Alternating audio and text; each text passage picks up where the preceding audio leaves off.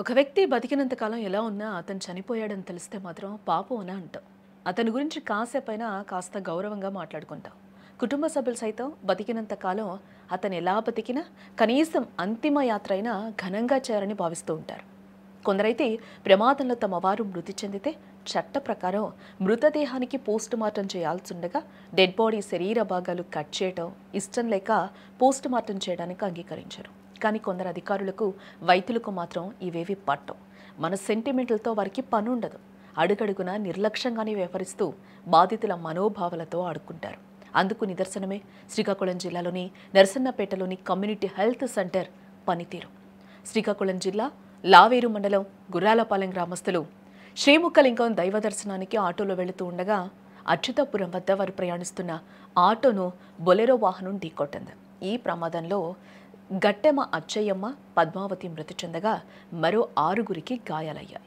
2 మృతదేహాలను పోస్టుమార్టం నిమిత్తం నరసన్నపేట సిహెచ్సికి తరలించారు. అయితే అప్పటికే సాయంత్రం అయిపోవడంతో మరుసటి రోజు ఉదయం పోస్టుమార్టం చేసి పార్థివ దేహాన్ని అందజేస్తామని అధికారులు కుటుంబ సభ్యులకు చెప్పారు.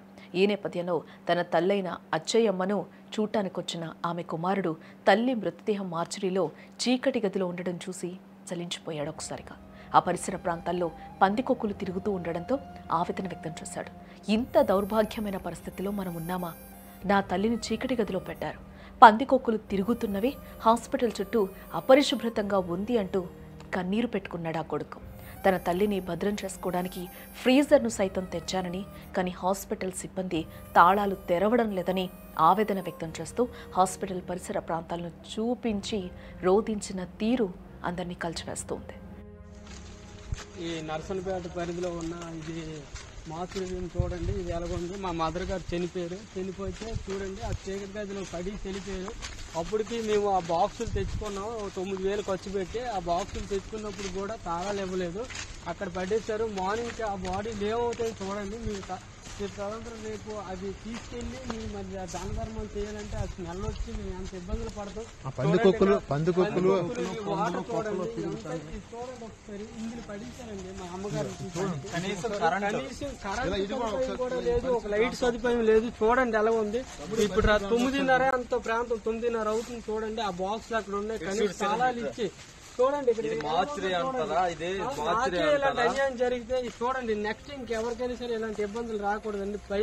దయించి నేను జనసేన పార్టీలో 6 years నుంచి ఉన్నానండి. నేను ఎంతగానో కష్టపడతాను. అలాంటి నాకు ఇలాంటి అన్యాయం జరిగిందండి. అందరు కొంచెం దయించి ఆలోచించండి. చూడండి నా తల్లి పరిస్థితి ఎలా ఉంది. ఘోరంగా ఉంది. మార్చి అంటే ఘోరం అని ఎక్కడ చూడలేదు. మార్చి అంటే మేము ఇన్ని ఏర్పాట్లు చేసుకుని అక్కడ లావేరు మండలం వచ్చి ప్రేజర్ బాక్స్ అరేంజ్ చేసుకుని ఇక్కడ మేము టెంట్ వేసుకుని బయట ఉందని ప్రయత్నం చేస్తే ఎవరు హాస్పిటల్ సిబ్బంది కానీ ఎవరు కూడా స్పందించలేదు. కనీసం దయచేసి ఇటువంటి సిచ్యువేషన్ మళ్ళీ రిపీట్ అవ్వకుండా